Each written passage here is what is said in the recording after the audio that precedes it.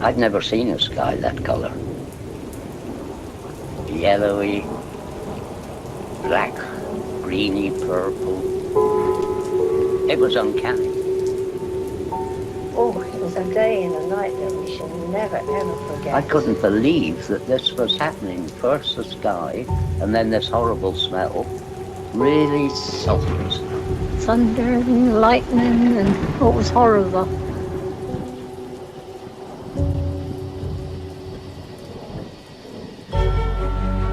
We're in very great danger from the pollution that's coming down over us.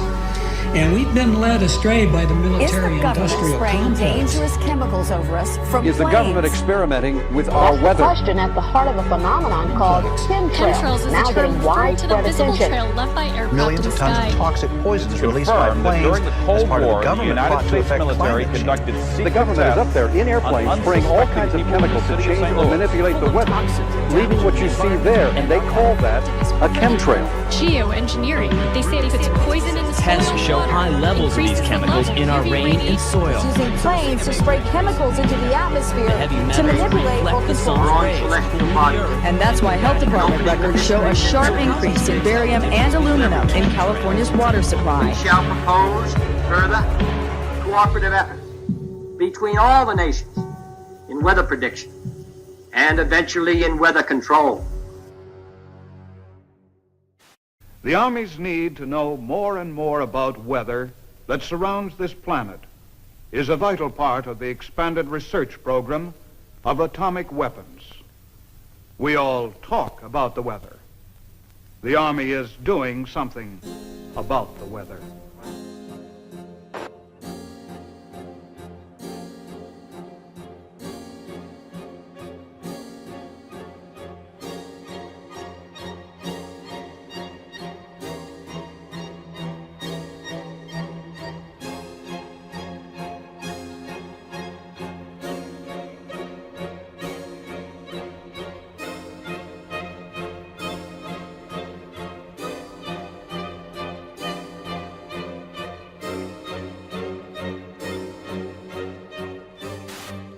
I would like to take you into the laboratory and show you a few of the experiments that led us to our outdoor experiments in converting clouds into snow. Using a home freezing unit such as this, we can form supercool clouds just like those in the natural atmosphere by taking a tiny piece of dry ice such as this and scratching it so a few tiny fragments fall into the supercool cloud. Long streaks develop.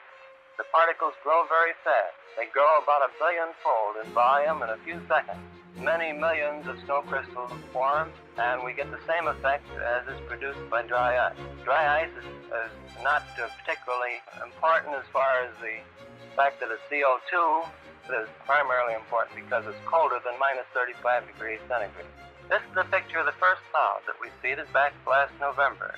Flying in a small Fairchild plane, and putting dry ice from a small dispenser in the bottom of the plane, and within minutes saw long streamers of snow falling from the base of the cloud and evaporating into the drier air below. Under many conditions, of course, full-fledged snowstorms will be produced in this way.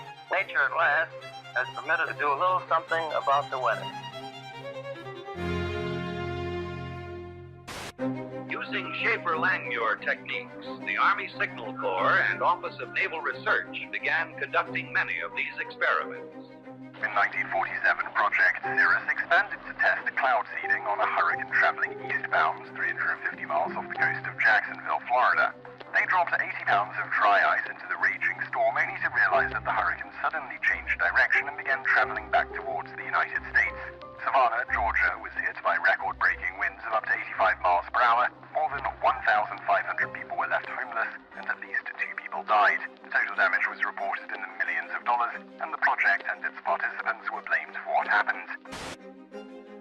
On the night of the 15th of August 1952, the worst flood in British history swept through the tiny seaside village of Lynmouth. 90 million tons of water devastated the area, killing 35 people and leaving over 400 homeless. 40,000 tons of boulders were dragged off the moors, destroying houses and cars. Reporters spoke to squadron leader Len Otley. He confirmed that he worked on Project or Operation Cumulus, which was also referred to as Operation Witch Doctor. What's more, in mid-August 1952, Alan Yates, a lecturer at Cranfield School of Aeronautics at the time, was asked to take part in cloud seeding experiments. According to Yates, the artificial rain fell over Lynmouth and washed the village into the sea. Newly declassified documents prove that Project Cumulus was indeed going on the day of the flood that year. Project Skyfire, a U.S. forestry research operation concerned with the study of lightning in all of its manifestations. Project Skyfire is aimed at lightning fires in western Florida. In detail, the manner in which your work involves you in the dispersion of clouds, which happen to have some effect on, or rather bring about thunderstorms or what have you. Could you tell our audience something about that type of work? Laurie, we're conducting experiments in cloud seeding aimed at determining whether or not weather modification techniques might possibly prevent lightning fires. We carry this work on by seeding clouds with silver iodide nuclei. We disperse silver iodide from specially developed generators located either on the ground or on aircraft. Our experience has been that we can do the best job through aircraft seeding. Again, man looks to his own efforts to increase the flow of water. Since the 1946 experiments of Dr. Vincent Schaefer, we have known that some clouds can be modified through seeding to yield additional precipitation. In 1961, Congress directed the Bureau of Reclamation to begin a long-range study of cloud seeding with the aim of eventually augmenting the nation's supply of water. The program, called Project Skywater, continues at many sites throughout the United States. Eventually, if the research program proves successful, the methods learned will become part of our nation's integrated water resources program. In 1962, during the Vietnam War, American forces responded with Operation Ranch Hand. Over the next 9 years, spraying an area about the size of Massachusetts with defoliants, the most notorious being Agent Orange. Large swaths of Vietnam were left barren. Enough food to feed 600,000 people for a year has been destroyed. Despite this sudden devastation, U.S. officials said the spraying created no lasting harm. Milton Ross, a Special Forces advisor near Pleiku, has a son born without the tips of his fingers. North Vietnam charged today that defoliants have produced many instances of miscarriages, congenital defects, and monstrosities among children. The Vietnamese government insisted the cause was Agent Orange. Although that war was long ago, there is lingering anger about the United States' use of a controversial defoliant spread by American aircraft on the jungles there. An epidemic of birth defects, brain damage, and rare cancers still affecting hundreds of thousands of Vietnamese today. According to environmental studies, high levels of dioxin could still be found in the soil in certain areas and had seeped into nearby lakes. Agent Orange was a safe product when it was used in the Vietnam War, and it's a safe product today. I got something to say. I want to know how come the fascist pigs have been seeding the clouds. Right. For the last hour, the airplane's going over twice with all the smoke coming out of them seeding the clouds. And I want to know, why that stuff is going down, man. And why doesn't the media report that stuff to the people, man? I'm telling you what happened. The planes come over for an hour and a half and they seeded all the clouds. People of unknown origin were seeding the clouds over the I don't know what they hope to prove, man. Project Storm Fury assembles a team of highly trained scientists and technicians to fly into mature hurricanes. Scientists working on the project were convinced that they could reduce hurricane devastation using a process called cloud seeding by spraying the thunderclouds inside the hurricane with a chemical called silver iodide. This would become known as the Storm Fury hypothesis. The seeding planes fly across the eye and into these clouds, seeding the supercooled water droplets from the belt of maximum winds outwards. As the silver iodide turns the supercooled water into ice, the heat released during this process causes the seeded clouds to grow and develop into a new outer eye wall.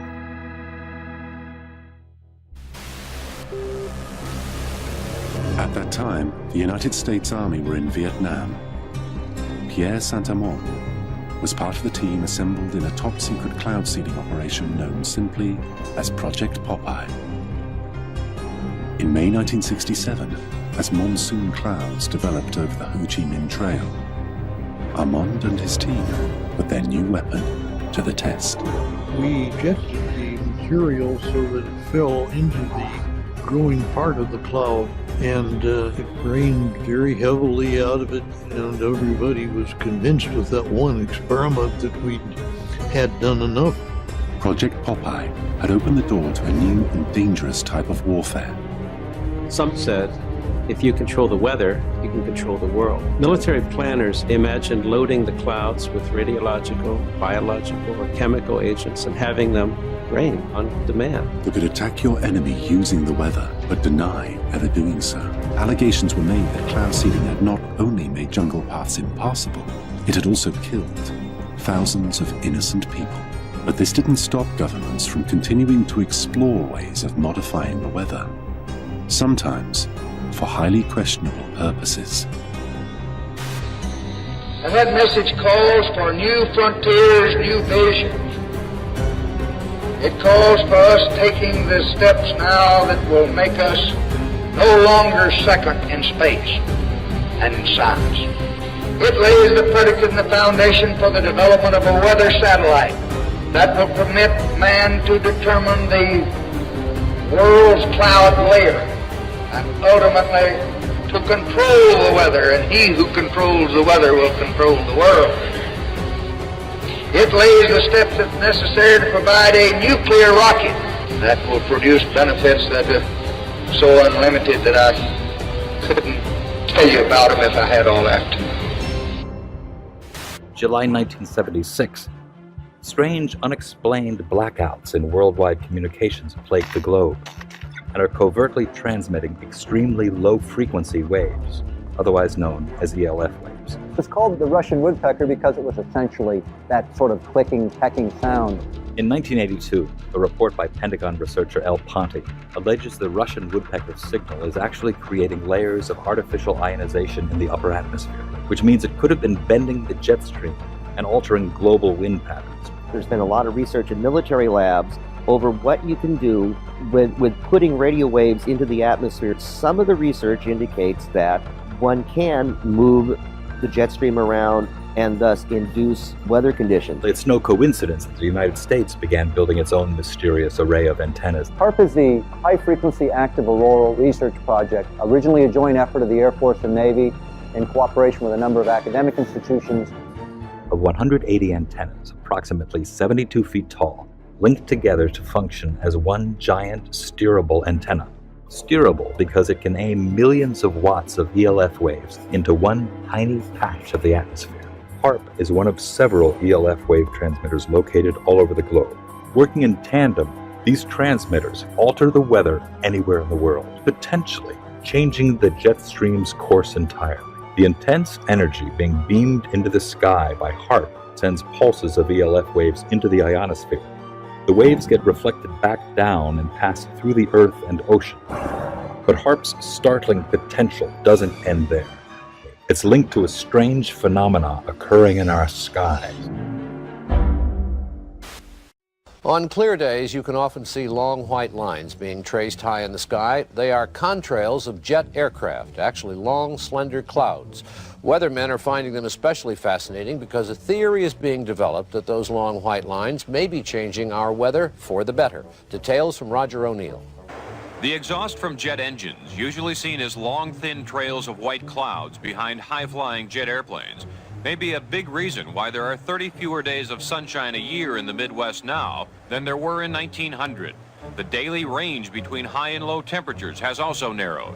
In the absence of natural clouds, given the correct atmospheric conditions, jet aircraft in high frequency can almost completely cover the atmosphere with clouds. No one is trying to make clouds now using jet engines, but this study suggests that jet travel is inadvertently making our days more cloudy.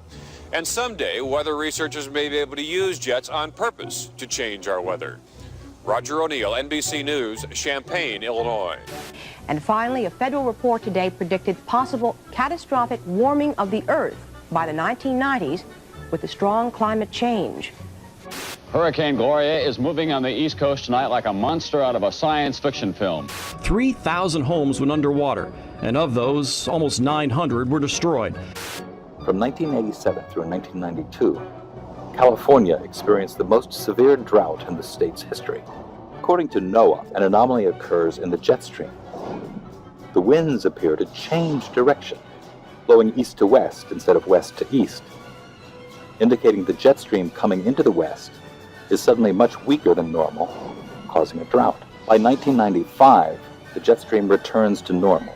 Here there were huge problems with flooding, intersections and parking lots underwater, homes threatened, people trapped in the river that you see out here behind me, forcing those dramatic rescues.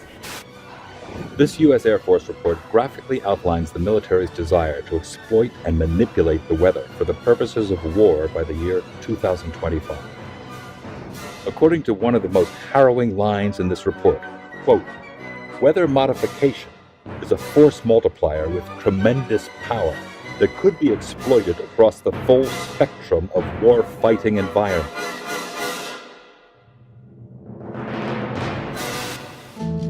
Man-made global warming is no longer just a theory about climate. It is the defining moral and political cause of our age. It is presented in the media as having the stamp of authority of an impressive international organization, From the IPCC, the United Nations Intergovernmental Panel on Climate Change, or IPCC.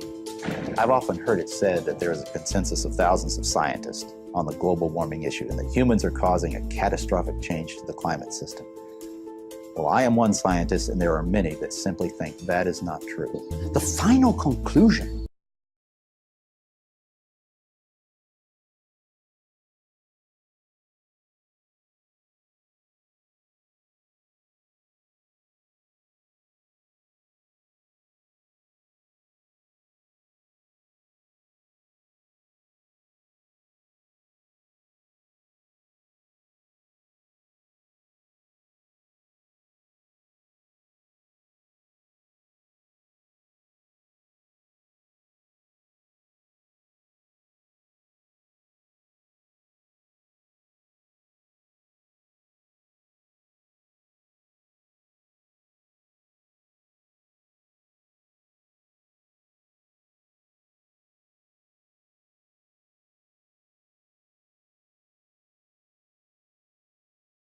Climate scientists need there to be a problem in order to get funding. We have a vested interest in creating panic because then money will flow to climate science. It's become a great industry in itself. And if the whole global warming farrago collapsed, there'd be an awful lot of people out of jobs and looking for work.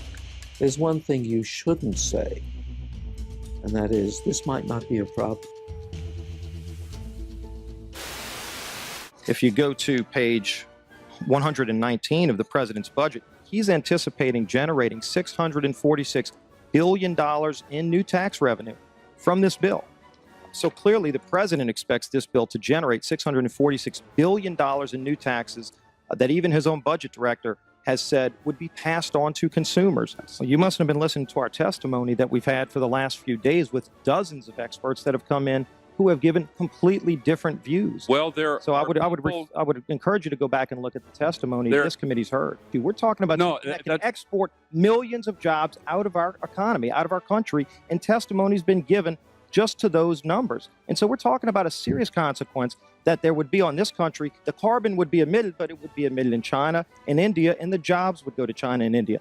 Do you want to man-made global warming pollution causes global warming. It's my understanding that back in 1997, when you were vice president, Enron's CEO, Ken Lay, was involved in discussions with you at the White House about helping develop this type of policy, this trading scheme. And is that accurate? Is it inaccurate? It's been reported. I don't know, but I met with Ken Lay, as lots of people did, before anybody knew that he was a right. crook. And clearly, you can see why so many of us are concerned about turning over this country's I energy didn't know him well enough economy. to call him Kenny Boy. You knew him well enough to help devise this trading scheme, and obviously we know what Enron and these big guys on Wall Street like Goldman Sachs, and I know you've got interest with Goldman Sachs. No. These people, well, that's been reported. Is that not accurate? No, I wish I did. I'm saying that there are going to be big winners and big losers in this bill. And I think that should be noted, that companies like Enron helped come up with this trading scheme that would Enron. I don't know if this is true or not, that some scientists are trying to figure out a way to block the sun to try to slow down global warming.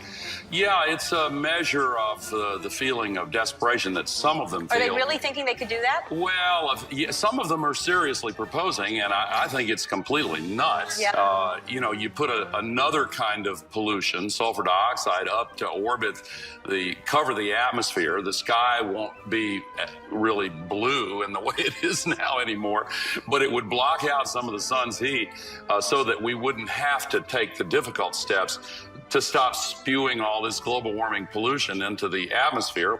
And of course, there are a lot of problems with what they're proposing. You could actually spray sulfuric acid in the stratosphere 20 kilometers over our head and use that to stop the planet warming up in a kind of ugly tech fix. You can spray something into the atmosphere to change.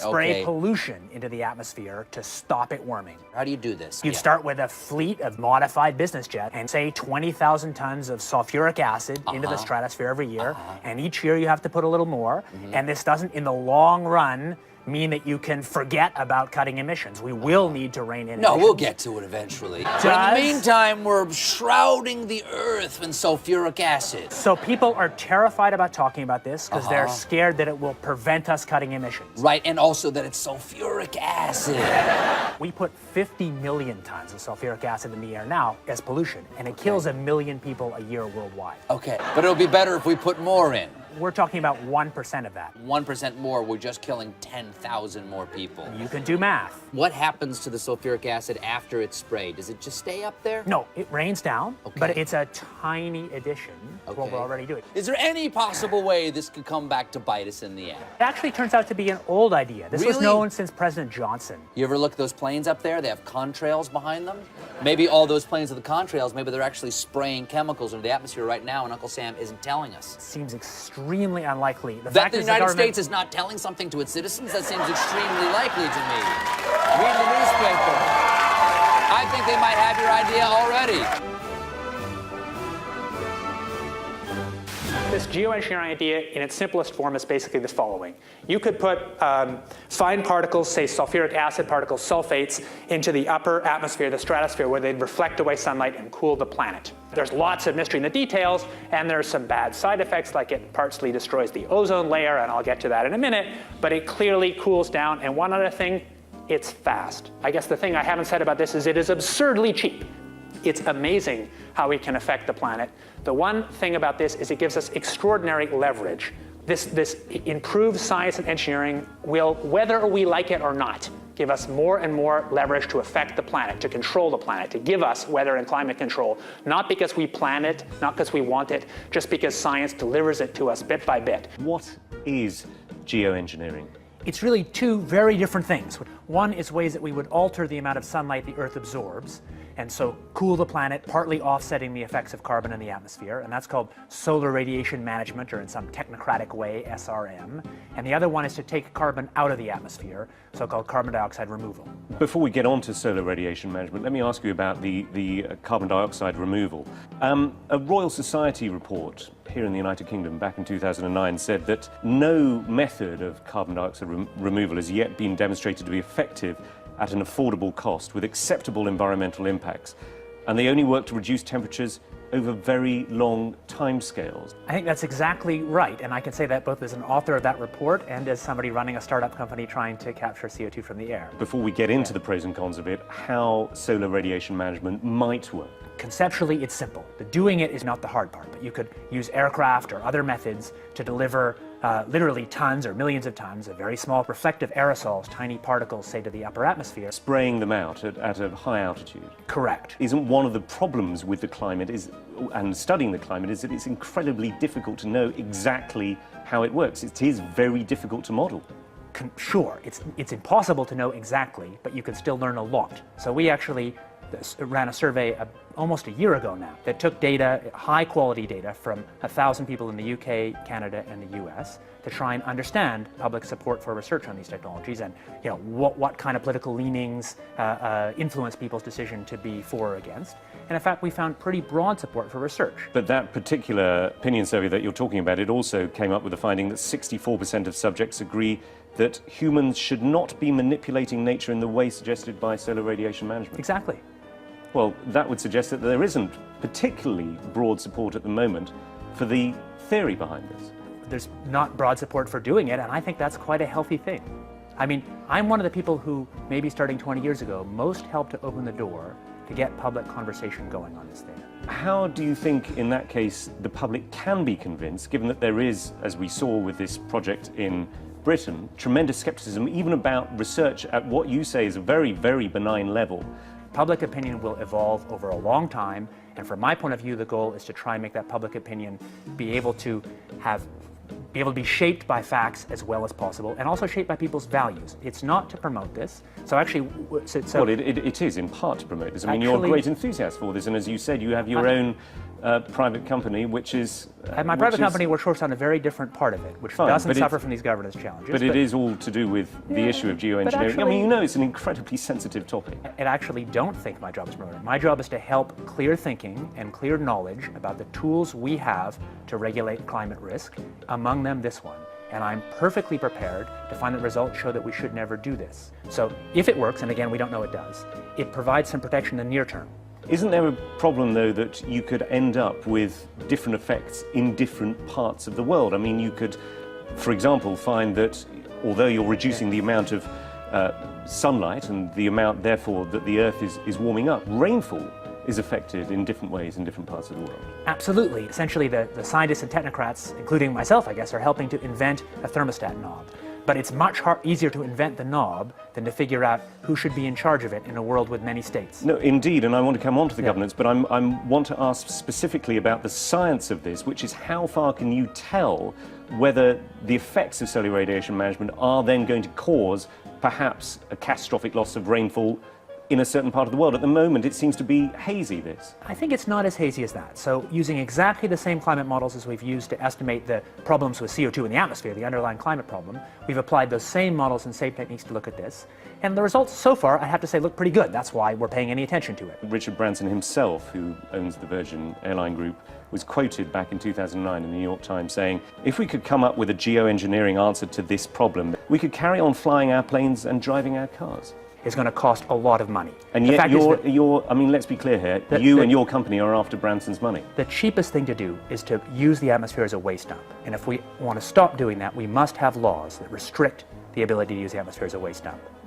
My question is, are you not concerned that you and your company, Carbon Engineering, is looking for money from people like Richard Branson? It's funded, I think, in part by Murray Edwards, who is a key figure in tar sands, which is seen as one of the dirtiest fuels on the planet. It is. Are you not slightly concerned about the people who you're getting into bed with? I'm happy to take money from serious folks who have a broad set of interests. No problem. First of all, I should say, for work on SRM, on these very high leverage technologies that have security concerns, I believe there should be no private action, there should be no for-profit action. I believe it would make sense for SRM to actually restrict or eliminate the possibility of patenting. Isn't your company involved in several patents at the moment? This is the difference. So for capturing CO2 from the air, that's an encapsulated small technology, which can be regulated by the normal laws. It's inherently expensive, so there's no risk of sucking all the CO2 out of the air because it costs so much. Any technology you have that removes CO2 will have local risks, maybe unacceptable risks, but those risks can be managed by the normal local risk management we have. So I think that I'm happy to see private action on cutting emissions by making solar power or electric vehicles or capture from air. I'm not happy to see public action on technologies with this huge leverage, like putting particles in the stratosphere. I'll tell you a little bit about some new work we've been doing, thinking about how you actually might put aerosols in the stratosphere. The novel method we've been thinking about, or it's not novel at all, it's actually exactly what happens from aircraft contrails, is that we put a condensable, a few megatons a year of sulfur would be enough to produce sort of 4 watts per square meter radiative forcing directly out of the back of an aircraft. There's a huge literature in the nanofabrication world about making fine particles from low vapor pressure gas, and there's nothing very hard in terms of aircraft engineering. If you go to aircraft engineers, and we've done this, they say that would be easy, we could do this if you want us to. We've mostly thought about sulfur, and there's a lot of good reasons to think about sulfur, because sulfur's what nature does, at least in this version of the model. Is if you put sulfur in continuously, you actually get a remarkably ineffective result. Nevertheless, there might be some good reasons to think about alumina. The big deal really is that alumina has 4 times the volumetric rate as sulfur, but roughly 16 times less the coagulation rate. So you could get away, we think, with much smaller mass flux. The little picture is from a nanofabrication study,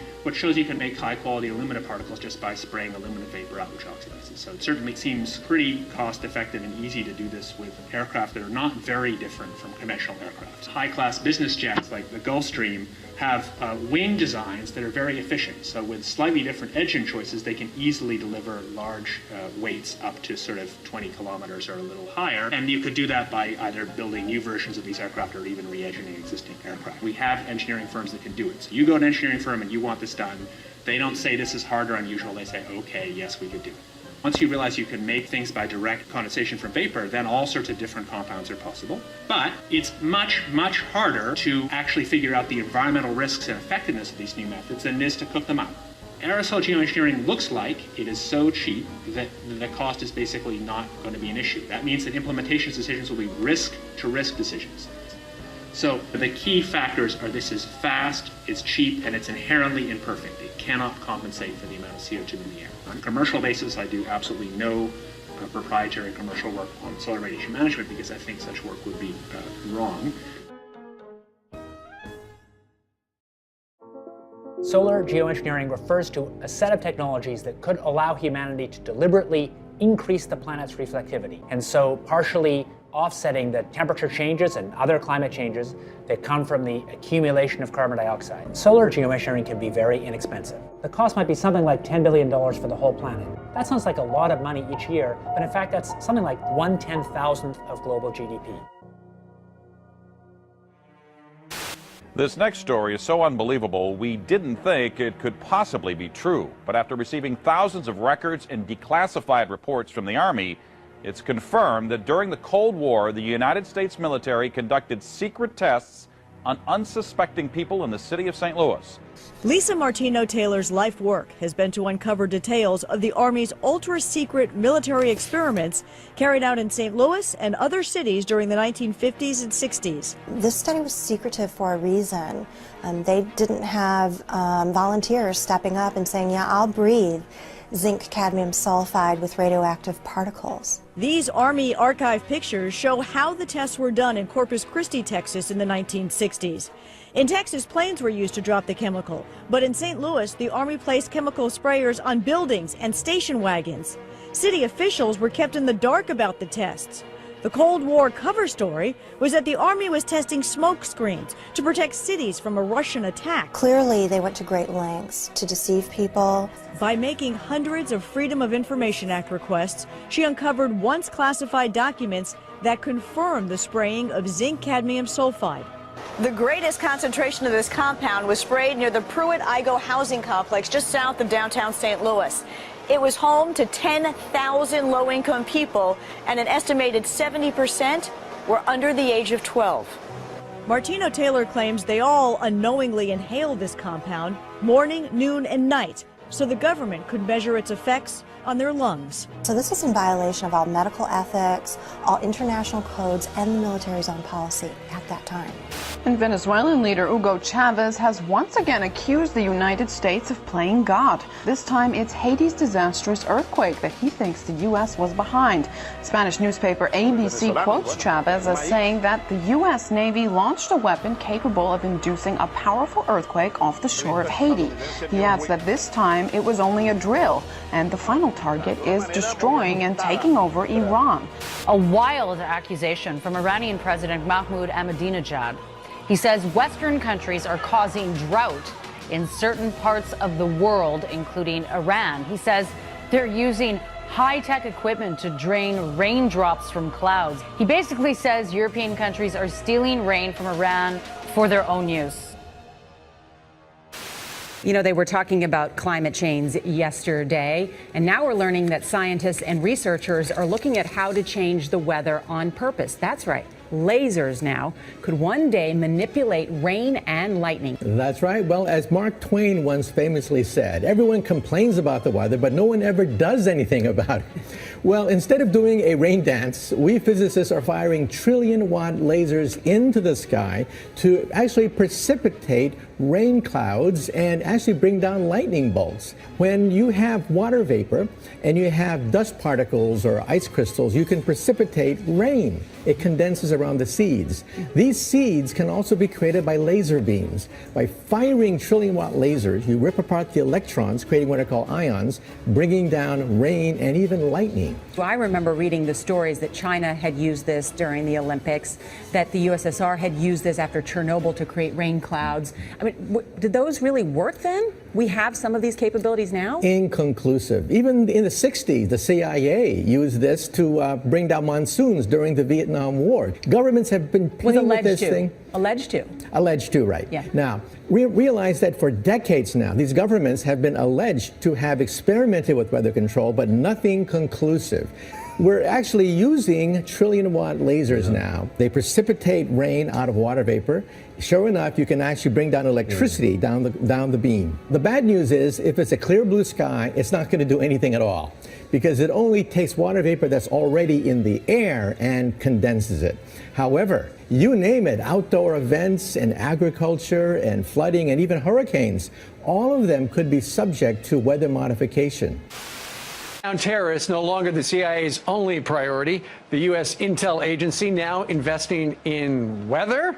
Well, they're looking into something called climate engineering or geoengineering, which is a way to manipulate the climate to mitigate the effects of global warming. And they think that maybe this might pose a national security threat in the form of exacerbating water shortages or causing more regional instability in places like Darfur or in India-Pakistan region, in the Kashmir region. So they want to find ways of mitigating climate change, and they're investigating, are there possible ways of doing that? Scientists have been researching this have been thinking about this for quite some time. There are two general ways of engineering the climate. One is called solar radiation management, which is putting particles into the atmosphere. So like if you think of a volcano explodes and it releases particles and that cools down the planet. So that's one way. You can put a balloon up in the atmosphere and spray particles. And then another way would be to possibly bring down carbon dioxide out of the atmosphere in a process called carbon capture and storage. They're basically funding research by the National Academy of Sciences. Okay, so the CIA is not trying to control the weather. We've tried that before and it doesn't really work, but they're trying to impact climate change. They want to have a lot of tools in the arsenal in case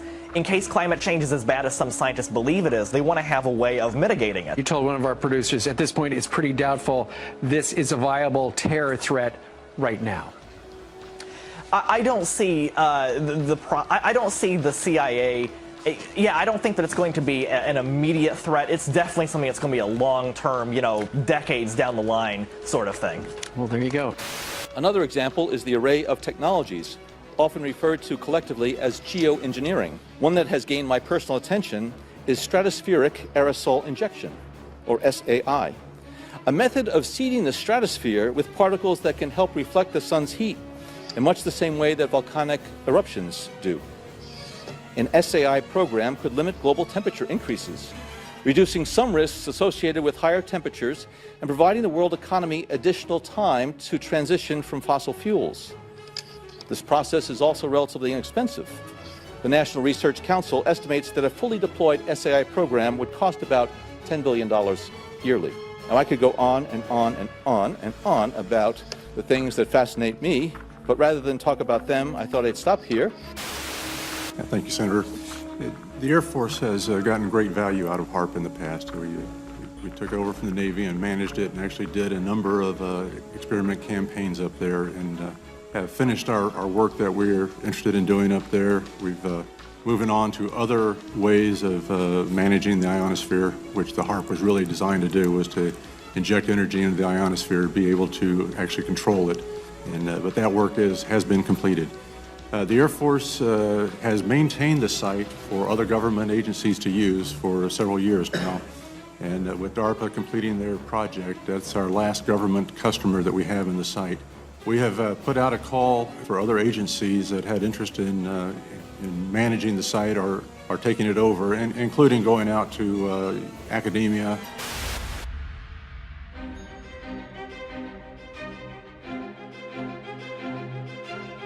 International corporations are modifying our weather all the time, and they're modifying it in ways that cover thousands and thousands of square miles. Programs are impacting microclimates needed for our crops to survive and needed for pollination. The other issue is that a lot of times we're talking about mitigation for climate change. It's rather an undefined term at this period of time.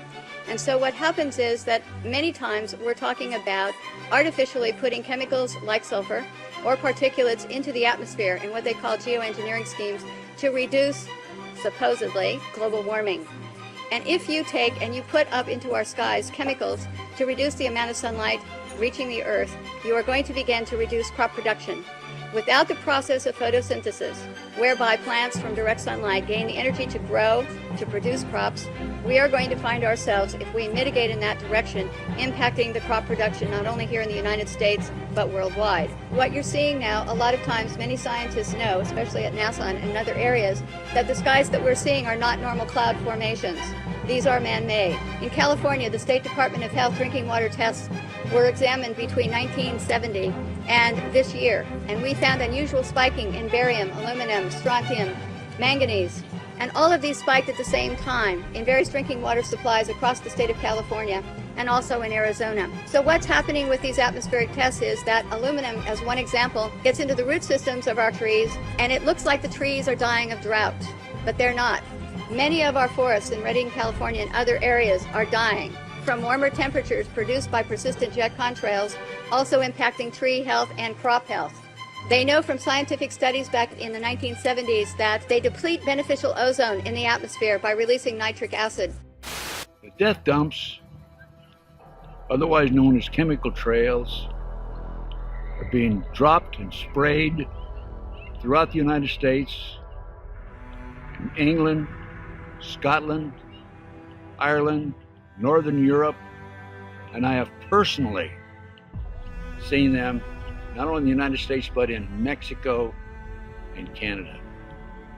Birds are dying around the world. Fish are dying by the hundreds of thousands around the world. This is genocide. This is poison. This is murder by the United Nations. This element within our society that's doing this must be stopped. I personally have observed the planes in Lincoln, Nebraska at the Air National Guard. They have no markings on them. They're huge, bomber-like airplanes with no markings. This is a crime. Crime against humanity, crime against America, crime against the citizens of this great country. What is wrong with Congress? This has an effect on their population and their people and their friends and their relatives and themselves. What's wrong with the pilots who are flying these airplanes? They're dumping this crap, this poison, on their own families. Somebody in Congress has to step forward and stop it now. Thank you. I'm Ted Gunderson. I conducted air sampling, I conducted soil sampling, and I was getting high levels of these contaminants. When I started asking the question again under a new commander, I never in my life thought I would have somebody look me in the face and tell me, "Is there something wrong with you? You've been looking really depressed lately. You know I can put you under a mental evaluation for up to 120 days. Who would take care of your daughter?" Because I was divorced at the time. As soon as I heard that, I knew. It validated everything I ever thought. And I thought, I've spent 9 years of my life trying to protect human health, and here we are, violating law after law after law. Just sitting here, instead of protecting the people, we are poisoning the people. And you ask yourself, if this is true and we are spraying the people, where are the pilots? Where are the people? I don't know if you pay attention, but look at Snowden. Look at Manning. People don't come forward because these supposed Whistleblower Act protections that you have, are not enforced, they're not supported, and they really don't exist. Geoengineering is occurring, it's been occurring, it is not new, and your tax dollars are funding this. So it is unethical every day for all the other people that are out there that work in preventive health, or even physicians that aren't speaking about this. They need to. The biggest hurdle that we have is disinformation sites. I never say them, but I'm going to today, so that you know if anyone ever gives these to you as a reference to debunk you, it's Metabunk and Contrail Science. Those are two websites that are ran by a government shill named Mick West. He is a computer gaming programmer who tries to tell you about persistent contrails. So somebody who isn't even credentialed in chemistry or physics or ecology, none of that, is trying to tell you that you're crazy. You have to understand that I have met people who used to be purposeful disinformation trolls, as we call them. These people are paid to get you on board to believe a website or an article. So I just want everyone to know and understand that of all things, of all the freedoms that we are losing, geoengineering is the #1 issue that we are facing. Because you can have guns and money and you can have everything. If you don't have food and water and you are dying of respiratory or neurological illnesses, what does it matter? So you've heard about vaccines and you'll hear, about smart meters and you'll hear about other issues. These are all systemic effects. We are getting overexposed to toxins. People will tell you fluoride's in the water, but it's not a lot. It is a lot because you're getting it everywhere in your food, water that you drink, and you're getting it in your vaccines. Our bodies cannot metabolize these toxins. There's the debate. Is it a condensation trail or a chemical trail, something with an additive in it? And I couldn't bite the chemical trail issue for a long time. Give me a reason, give me a motive. And so I started time-lapsing the sky. And there was this one day where I saw a series of planes go by, but one trail persisted and the others didn't. And as that trail slowly faded away, 2 other planes came along. One hit the exact end of it, and another went through the middle. How could these planes be aware of, or better yet, even be remotely concerned with what's going on with the debris from another plane? And as I time-lapsed the sky more and more and more, and in higher and higher resolution as the technology improved, it was a godsend, because you could see even the little planes were part of the bigger program. So they had to be at a precise place at an exact time to reveal a disturbance in a trail that may have only been in the sky 10 seconds. It went beyond correlation. And we're dealing with a massive, massive ballet in the sky. Yeah. We've got a program that is loose on the planet and is this guise of climate change, but it is this program we're seeing at work. As I became more aware of technologies, I looked at these clouds, at these patterns with different eyes, with a different understanding. And what I've learned is that these chemtrails help the technology align these patterns, align these vibrational structures which direct our weather today. When I found out about this first, I couldn't believe that I had never seen it before, because I'm from County Wexford, which is known as the sunny southeast in Ireland, and we have always boasted the highest sunshine hours in the country, and we are also underneath one of the busiest air corridors in the world. When I started to find out about chemtrails, I started to look up and I realized that, yeah, these trails do linger all day, and they go horizon to horizon, and you look to your old photographs and you don't see these kind of trails. So I suppose when the penny dropped was when I saw what in the world are they spraying. That's really when this whole thing kind of made sense to me, because it was explained in a documentary. People knew what they were talking about, and this made a lot of sense. This is a government program to control the weather, and if you think about it, if you want to dominate and control the planet, this is the ultimate weapon to do that. So the Irish media now are normalising weaponised air as a reality that we must get used to. They are blaming car emissions and coal pollution, but there's no mention of the elephant in the room, the hundreds of millions of tons of substances being sprayed into our atmosphere every year, like aluminium oxide, which David Keith and other geoengineering proponents are proposing spraying into our skies. They will never admit these programs are going on, but we know they are going on because 2004, the Civil Aviation Authority in the UK conducted an investigation into cabin air quality, and one of the peak materials found was aluminium. So what the hell is aluminium doing floating around up at cruising altitude? So now Monsanto miraculously have an aluminium-resistant seed that can grow in aluminium-contaminated soil. Why would they have such a thing unless they knew of a problem that was down the line or already happening? Last year in 2015, a study came out of Keele University in the UK, and bees were found to have had massive high quantities of aluminium in their brains. This is a big problem. We need bees to keep the food chain sustained and to keep it alive. And now Monsanto have recently bought a bee research company called Biologics in 2012. And they have genetically modified a bee that can only pollinate Monsanto crops. And also, this bee is resistant to all pesticides. So why would they want to design such a Frankenstein creation unless they knew of a problem that already existed or a problem that was in the pipeline? Dementia now is the biggest killer in women in the UK. And what's the main cause of dementia? Aluminium accumulation in the brain cells. We are in the fight of our lives. All sources needed for life to exist are under direct attack from these programs. Oxygen, sunlight, and water. Once you know about this, you have a duty of care to get involved. As a caretaker of this planet, we must all come together to stop these programs because we can do it. Once you find out this is going on, you understand that the air you breathe is being compromised. Things don't get any worse than that. You're standing at the end of the plank, what else do? You got to take action, otherwise you are condoning what's going on. Silence is compliance. So we got to speak out. We spend a lot of time outside looking up at the sky, and not a lot of people do that anymore.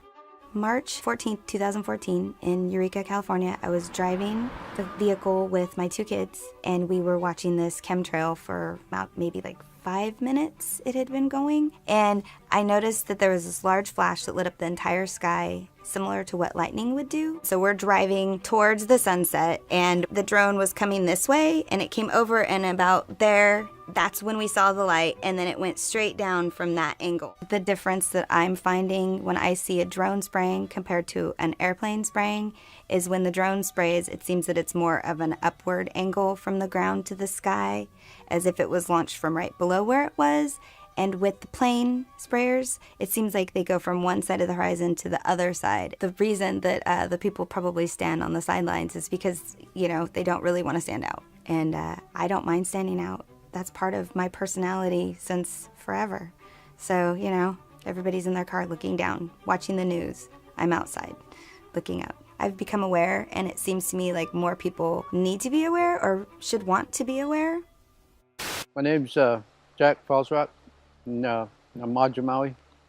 I grew up on the east side of Mount Shasta. We went out and hunted and gathered all of our food all the time. That's when I first started noticing that something was wrong with the earth. Then I started seeing things in the sky that was not supposed to be there. And then I seen that what caused those things was the planes that was flying over, and they were polluting the sky. And I was wondering why don't they care about the sky? What I noticed, you know, is this really strange weather. You know, it really disrupts everything. You know, I noticed that too. You know, how when it gets cold sometimes. And then it gets hot, and then it gets cold, and it gets hot. You know, it disrupts this environment here, you know. I mean, anybody that understands when they grow things, you know, they know that the weather can't change like that. You don't have to be a scientist to understand that. And when you disrupt that, when you keep putting these clouds in between the earth and the moon, you're going to disrupt the whole world. You're going to disrupt man, you're going to disrupt all these animals. That's why it's not good to change the weather. The weather's how it's supposed to be. It's like what they're spraying over there with the mosquitoes. They say those things so they can scare people, so they can continue doing that. And that's all they do is scare these people, so they can, oh, we gotta do this, we gotta do this.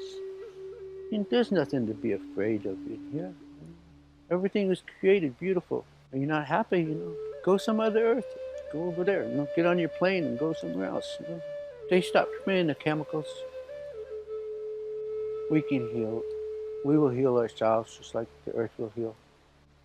If they stop the chemicals before it's too late. And people really begin to understand, you know, really, really understand. I know that people accept the sky the way it is now because they're so used to it. And it's really sad. We should stop using all the chemicals that we use. And trying to control the things that we shouldn't even control. Quit using the chemicals. Quit using the chemicals in the sky. You're going to wake up one morning and you can't breathe, then what are you going to do? We have freedom of information in both British Columbia and Canada. So I first inquired from the province because I was relatively close to the people there, so I thought I could probably find out more from it than I might from Canada. However, I did get a quick response from the province saying basically they knew nothing about it and they couldn't help me. It took a long time for me to get a response from the federal government. I requested the information through the Freedom of Information legislation in about 2013, I think it was. And it was 2014 in March when I finally got a response. I got 47 pages, of which 10 were blanked out completely, and 6 or 8 had comments, this information cannot be provided for you under section whatever of the Freedom of Information Act. So I didn't get all the information. There's a lot out there that they haven't told us, but they told me enough that it basically confirmed for me and for all of those that the report was provided to that yes, it was happening. And I think there needs to be more an awareness among the people. The more we talk about chemtrails, what's happening, we're being rained upon with aluminum, barium, strontium, all of that, and the effects, of course, we're feeling here as well. It's recognizing the report from the federal government of Canada that this will affect geoengineering, as they call it, chemtrails, solar radiation, whatever you want to call it, will affect climate. It's reflecting back the sunlight, but it also recommends or recognizes in the report that it's going to have different effects in different places. The moment governments admit that this is happening because of what it is they're doing, there's a liability, there's a responsibility, and that for them is a problem. So as long as the people are relatively quiet and they're more interested in a football game, a baseball game, or whatever it is today, as I said earlier, create an awareness. And I point to the sky every time I see the chemtrails, and whomever with me will know that those are chemtrails. If I'm not doing it, my wife will certainly do it. Lillian points it out every time to everyone, and that needs to happen. I guess for the most part, the populace still thinks that governments can't do that to us. It's impossible that it's happening. If the government came out, or the bureaucracy or whatever came out and said, we're very involved in genetically modified foods, or we're creating chemtrails, which means that you're being rained upon with aluminum or whatever, that would probably not go over too well. That would be politically very unpopular. You would have an outcry, you would have a protest, you would have a mini revolution. So they're going to try and keep it down as much as possible. You're not going to see a whole lot of politicians or bureaucrats jumping on it. The pressure is going to have to continue on. There's got to be a lot of it. It obviously, the result will be enormous public awareness. Once aware, they're going to fight it. They're going to be on our side. We're going to be together on the issue. That's important. I first got into chemtrails when I had some solar panels fitted onto my roof, and I noticed on the days that the sun was out, it was great, 4 kilowatts, happy days. And then I noticed some days it got down to 1 or 2 kilowatts, when actually the weather forecast sun. I'd never taken much interest in the weather until I was earning money out of it. And then when you find out you've earned only 1/5 of what you should have earned according to weather forecast, then something wasn't quite right. And I'd never heard the word before, chemtrails. And then when I went and looked it up on YouTube, I couldn't believe that somebody would actually spray the sky with lines deliberately. And yet, as the weeks went by, I found out absolutely it's true and they were doing it. And it was costing me money. There's other subjects that have come along in the meantime when I thought, is there anything that could be done to stop this? And having found other subjects, people like Wilhelm Reich's name was coming up, and even later Tesla. Wilhelm Reich, very, very clever person in as much that he realised there's an energy in life that's very, very powerful and important and is related to good health. And after many years of investigation, he found out there were some fantastic properties to this, and he called it orgon, which is related to ether. Other people came along, people like Trevor Constable, who looked at generating and changing the weather with certain pieces of equipment. And this isn't the use of chemicals, this is actually the use of equipment which reacts with ether, and it's perfectly 100% natural. Wilhelm Reich actually found out there was amazing cures with ether, and one of them was cancer. He actually cured the people that the hospitals discarded and put them on the scrap heap basically and says, we can't cure you. And Wilhelm Reich virtually cured every single one of them. He understood what ether was about. And how we found out about the cancer is that when you change the frequencies of DNA, the DNA loses all its instructions. And that means that the DNA grows distorted and it can't grow the way that it should grow. In other words, if it's part of your skin or it's supposed to be part of your kidney, it grows into a deformed piece of the body that shouldn't even be there. But by correcting the frequency, the DNA goes back to grow how it should do. And that's one of the amazing things he was working on. Tesla proved beyond any shadow of a doubt that he can actually tap into the energy which is already there. And what I mean by that is when you have two opposing potentials, you can tap in the difference between the two potentials, and that's your energy that you're actually creating. Now, Tesla said something that I thought was very interesting. I only found this out recently. He talked about ether, and he made this statement that ether controls magnetism, electricity, and all energy.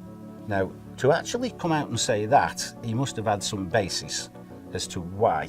We know that Tesla based all his works on facts and many, many experiments. And of course, we use many of Tesla's technology today, both in electricity, magnetism, etc. And so we're in a position now where we're looking at equipment that Wilhelm Reich manufactured and made.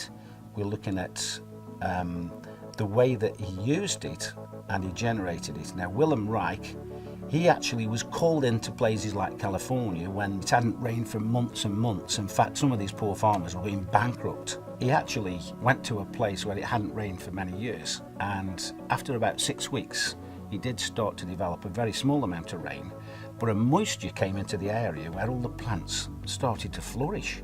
According to what his daughter said, that area continued to flourish for another 50 years. The other thing that Wilhelm Reich noticed is the texture of the rocks changed from being crumbly to having some body back to it again. So when we talk about ether, we're not talking about just weather modification or health to the body. Ether must be some kind of energy which controls, as Tesla said, everything. It's like the link that ties and controls everything together, whether it's energy, magnetism, or electricity. I would love to be able to use ether to bin 1, 2, 3, 4, 5,000 square miles of chemtrailing. That would be fantastic. Before they use it for all the other agendas. And if we could do that, happy days. Because that's what a lot of people are looking forward to. A day where all this crap is not in their control anymore. And I believe if we could master this, ether will do exactly that.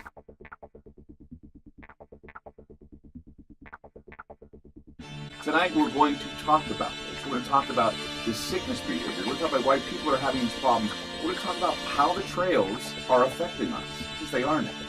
There's no doubt. Even the EPA said so. They just made mention of it about, a couple months ago, actually, last summer. They admitted it. The EPA said it's affecting you. 888-673-3700. That's 888-673-3700. I'm Clay Lewis. You're listening to Ground Zero, and we'll be back. In the United Kingdom, they just published their mortality statistics for 2016. And you'd expect, okay, what's top 3? Cancer, heart attack, stroke. Always has been. Number 1, dementia. Number 1. Which of course includes Alzheimer's, which is caused by aluminum. They found carbon nanotubes in Parisian lungs.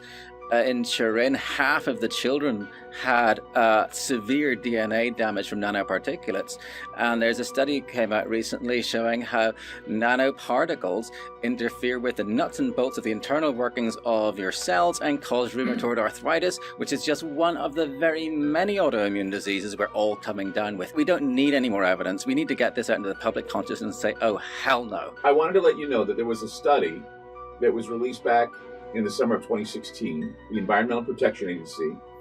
They declared that emissions from jet engines endanger the health of human beings and the environment. They pointed out they were investigating the possibility that lingering contrails, this is what they called them, Lingering contrails contribute to dangerous heat waves, more powerful storms, lengthening of fire seasons, and other dangerous consequences.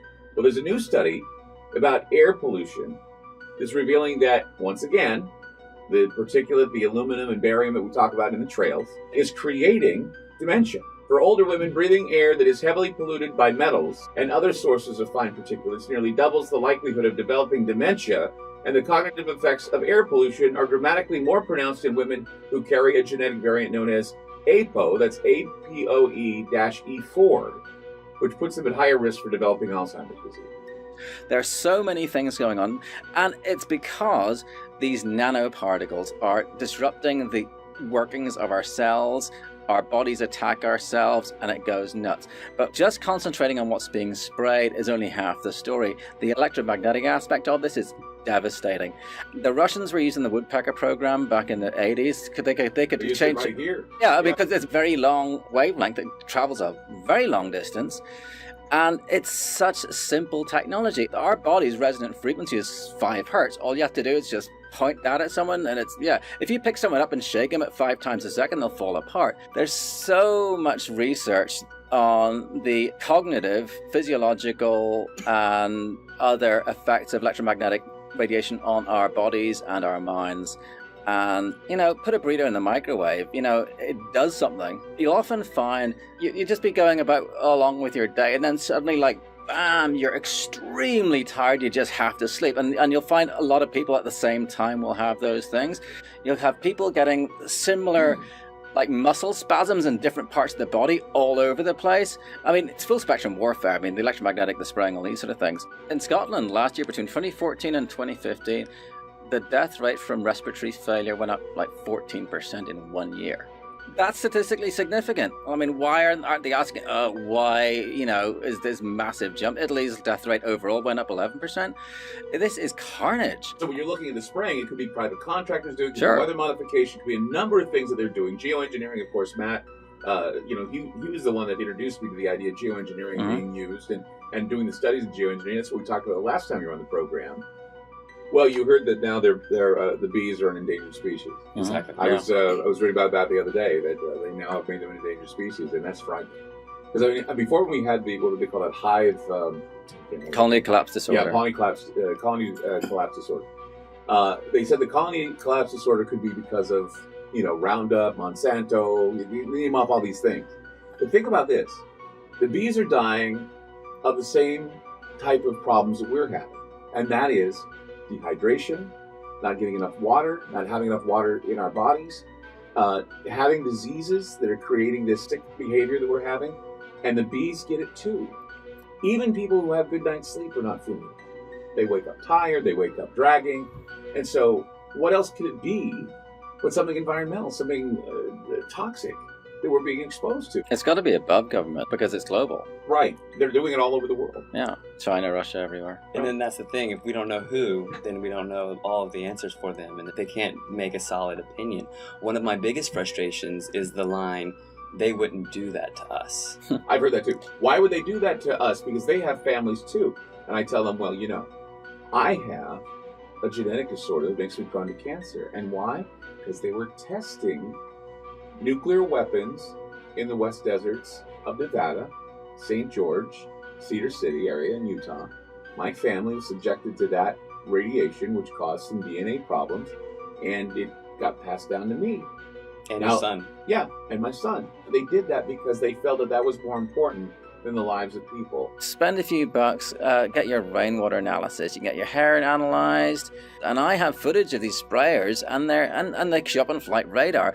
I don't know any airline that does not spray. They aren't told, oh, by the way, turn this switch when you get to a certain point. It's all done centrally. There's plenty of patents where the substance actually gets injected into the exhaust. I mean, there's a US Navy patent called the powder contrail generator. There's so much freaking evidence. It's insane. Technocracy, this crackpot idea dreamed up in the 1930s. They wanted to replace the economic system with an energy-based thing. But if you have a gold-based economy, you know how much a loaf of bread is worth in compared to the amount of gold there is. But with energy, you have to know how much energy is being stored, transferred, whatever, at all times. Hence, smart meters, smart every freaking thing, reject it. The official line on this whole thing is, oh, we're all gonna die from global warming and we might just have to spray sulfates into the sky to reduce global warming. David Keith, Ken Calderon, and Alan Roebuck are the three main guys who go out to do this stuff. They'll only talk about sulfates. But their own papers say, actually, sulfates don't work. They stick together, they fall out of the sky. Instead, you got to use nanoparticulate aluminum, barium, strontium, magnetite, and so on. And this character Dave's research, according to US Code 50, Section 1520A, I think, it's legal to spray chemical and biological warfare on a civilian population as long as you call it research. So it's banned as warfare, but you can do it in your own populations. So I think all the spraying is generally done by people's own militaries. What they're doing is they're establishing a geoengineering governance regime. It's a self-proclaimed regime. They asked for papers to identify things like, should we even involve the UN? Should we take into consideration human health impacts? What role will public perception and opinion play while we establish this solar geoengineering governance regime, self-titled regime? So Patrick and I, we independently submitted papers. I hired a PhD. My paper delved into the human rights aspect, that we have the right to environmental decision-making participation. Both of our papers were, of course, rejected. It is their plan to do full-scale deployment. They claim that all of the research that we've been seeing, these grid patterns, are research. They're admitting to it. The chemtrails, the geoengineering, the solar radiation management, okay, and now you can even look up the Solar Radiation Management Governance Initiative, SRMGI. Okay, it's an initiative to govern their solar radiation management, which is chemtrails, which is geoengineering. So these people are meeting, 24 scientists behind closed doors, to develop the plan for the regime to take hold to go full-scale deployment. Some days don't have chemtrails, right? Some days are clear. And really, the more clear days you get in a row, the more likelihood it is that you're gonna get a grid pattern coming up. But this irregular pattern of appearance where you not only have no lines in the sky, but you also don't have the air traffic. Okay, listeners, feel free to look up at your sky, look at that air traffic, see those days where there's nothing going on. And this irregularity in the appearance it's the clue, it's the first clue for the newbies. Chemtrails are also called solar geoengineering, it's also called solar radiation management, it's also called stratospheric aerosol injections. Okay, and what they like to do is they like to confuse us with the terminology. It's all one thing, right? It's all chemtrails, it's all geoengineering, it's all solar radiation management, stratospheric aerosol injections, whatever word you want to give it, it's all treason. It's very, very obvious that chemtrail does not behave like an actual cloud formation. It forms out and fades into a milky haze, all right? Irregular pattern of appearance, the number of trails seen simultaneously at a given time. When you're sitting out there and it's a normal day and then all of a sudden a dozen planes show up and grid the sky, whereas you've seen 3 planes all day, something is going on there. That's it. It's that simple. How come all of a sudden all the planes show up at once and zigzag the sky? We got broken trails, all right? Things are going on where they're mixing chemicals in the sky. They're using the atmosphere as a laboratory. That is a quote from NASA. Using the atmosphere as a laboratory. Okay, the exhaust is often coming where the engines are not. Okay, this wakes the people up. In 1983, we had 50 companies, right? 90% of the media.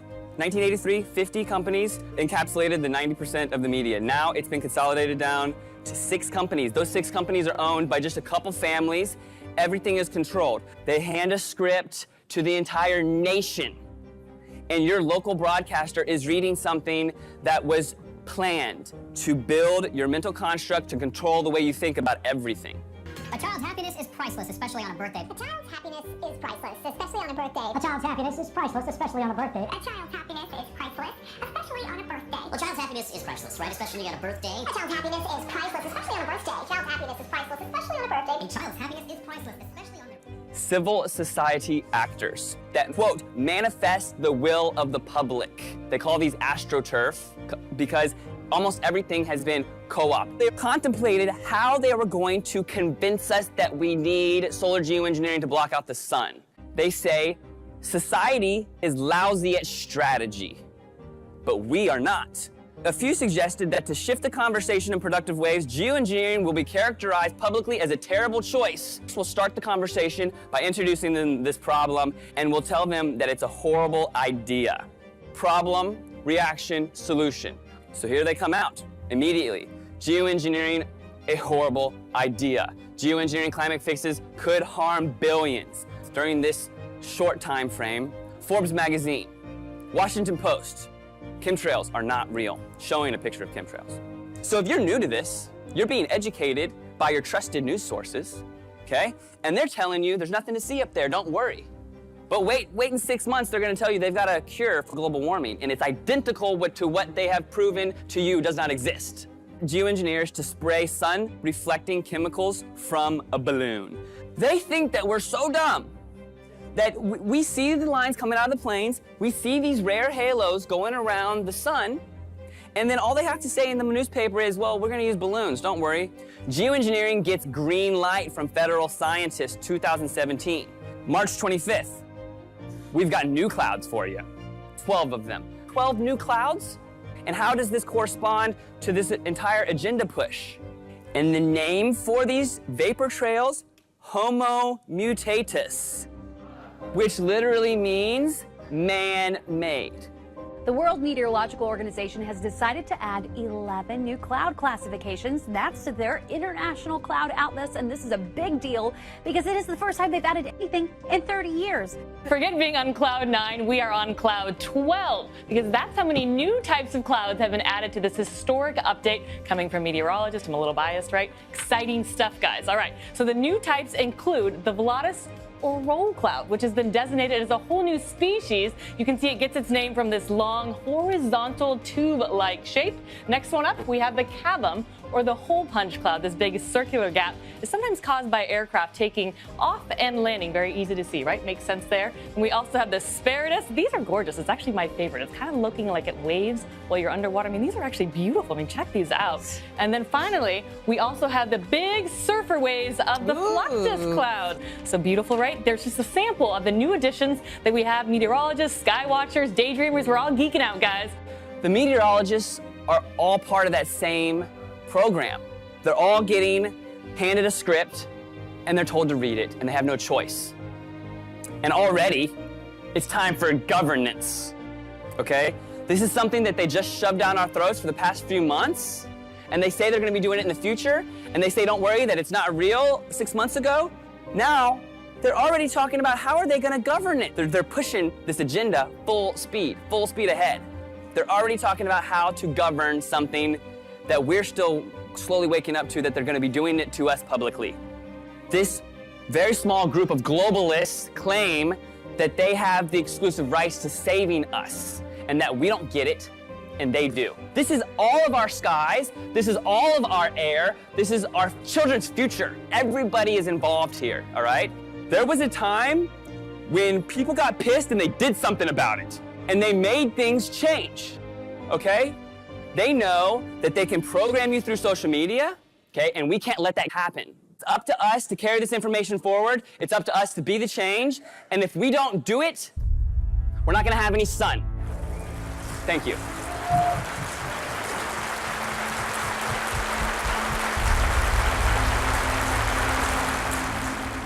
For in the final analysis, our most basic common link is that we all inhabit this small planet.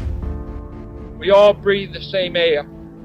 We all cherish our children's futures, and we are all mortal.